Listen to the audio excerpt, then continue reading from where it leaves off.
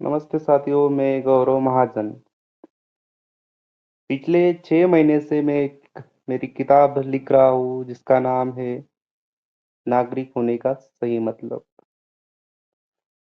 कुछ ही दिनों में मेरी बुक पब्लिश हो जाएगी आप सभी के आशीर्वाद से। आज कुछ समय मेरे पास बचा हुआ था, फ्री वक़्त था,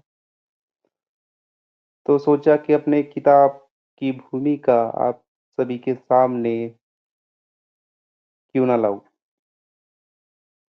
तो सुनिए जो मेरी किताब है नागरिक होने का सही मतलब। उससे पहले अगर आप किसी पार्टी, किसी नेता से प्यार करते हैं तो इस वीडियो को यहीं स्टॉप कर दीजिए और कुछ रील्स देखिए, कुछ और वीडियोस देखिए, मज़ा कीजिए। तो आइए सुनते हैं नागरिक होने का सही मतलब भूमिका। 2019 आ चुका है। दुनिया एक नए रंग में हमारे सामने है। जिस समय मैं यह नई भूमिका लिखने बैठा, तभी व्हाट्सएप पर यह मैसेज आया, आज तेरी लिंचिंग की जाएगी। लिंचिंग अंग्रेजी में लिखा है और उसकी स्पेलिंग गलत है। LYNCHING की जगह LEACHING लिखा गया है।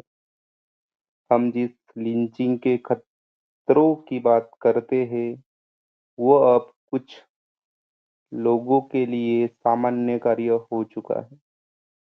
किसी से असहमति होने पर उसकी लिंचिंग करने का ख़्याल आना सब आम बात की तरह है। झारखंड में 17 जून को तबरेज़ अन्सारी नाम के युवक को लोगों ने खंभे से बांधकर रात के 1 बजे से लेकर सुबह के 6 बजे तक मारते रहे। पुलिस देर से आती है, तबरेज़ को अस्पताल ले जाया जाता है। डॉक्टर उसका ब्लड प्रेशर तक रिकॉर्ड नहीं करते, वह मर जाता है। ऐसी ही भीड़ थी जिसने दिल्ली से सटे बुलंदशहर में इंस्पेक्टर सुबोध कुमार सिंह को मार दिए थे।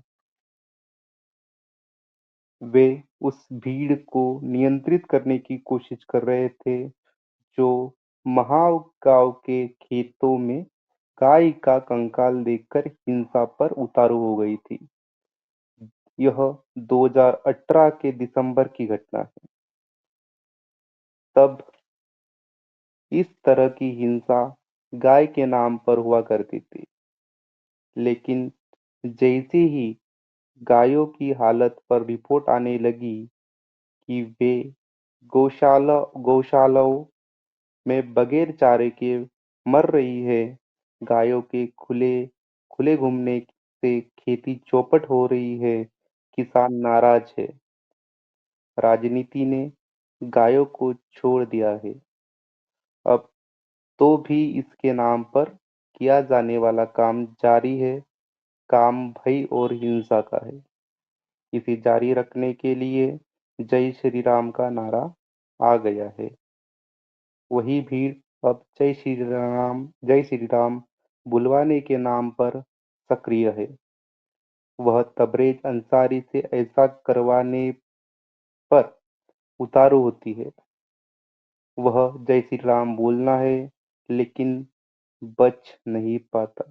वो जय श्री राम बोलता है पर बच नहीं पाता। जो यह भीड़ है, महज शब्द नहीं है, इसमें बहुत से लोग हैं। मारने वाले, मारते हुए देखकर चुप रहने वाले और मोबाइल फ़ोन में वीडियो बनाने वाले।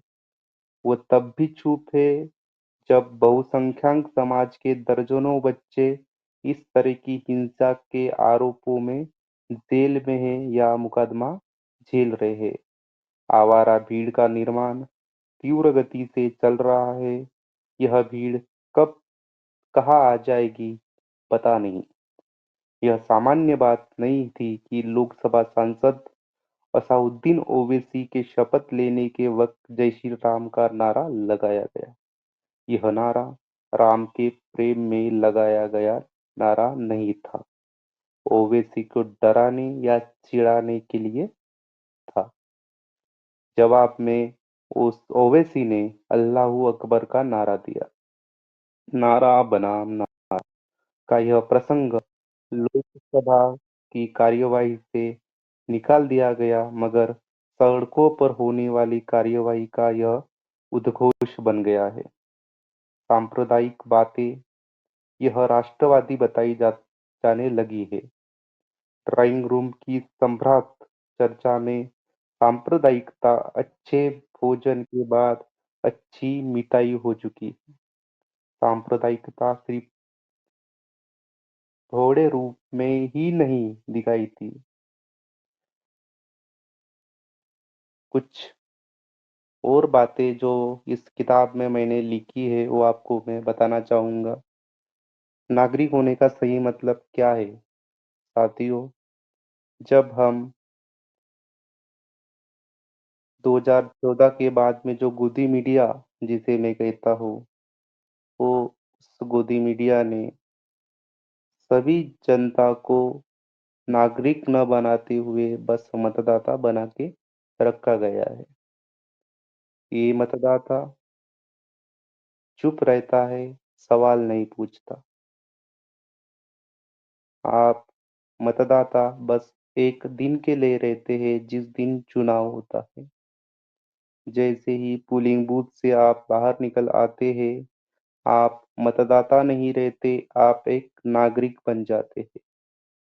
नागरिक की सही भूमिका यही है कि वो सवाल पूछता है सरकार से, सत्ता से, अपने नेताओं से कि आप बताइए ना, क्या आप 2 करोड़ रोजगार देने वाले थे, वो रोजगार कहाँ गए? वो पूछता है नागरिक कि आपने नारा दिया बेटी बचाओ बेटी पढ़ाओ और बेटियों ने उस नारे का सही अर्थ सही मतलब समझा। बेटियां पढ़ने लगी, खुद को बचाने लगी और उनके खिलाफ हो रहे अत्याचारों के खिलाफ आवाज उठाने लगी और जंतर मंतर दिल्ली पे नारा लगाते हुए अपने ऊपर हो रहे अत्याचार का विरोध करने लगी। तो आपने उन्हीं बेटियों पे लाठियां बरसाई। वो बेटियां पूछ रही है कि हमारी क्या गलती थी? हमने तो बस उस नारे का सही अर्थ, सही मतलब समझा था और उस सही अर्थ उस नारे को का सही अर्थ, सही मतलब समझ के ही तो रास्ते पे उतर आए थे। लेकिन आपने हमारे ऊपर लाठियाँ बरसाई। अगर आप ऐसे ही चुप रहोगे तो उन बच्चियों की जगह, उन बेटियों की जगह कल आपकी बेटी होगी। आप सड़कों पे उतरेंगे लेकिन कोई बोलेगा नहीं। इसलिए मतदाता से नागरिक बन जाइए और सवाल पूछिए। साथ दीजिए उन बेटियों का जिनके ऊपर अत्याचार होते हैं।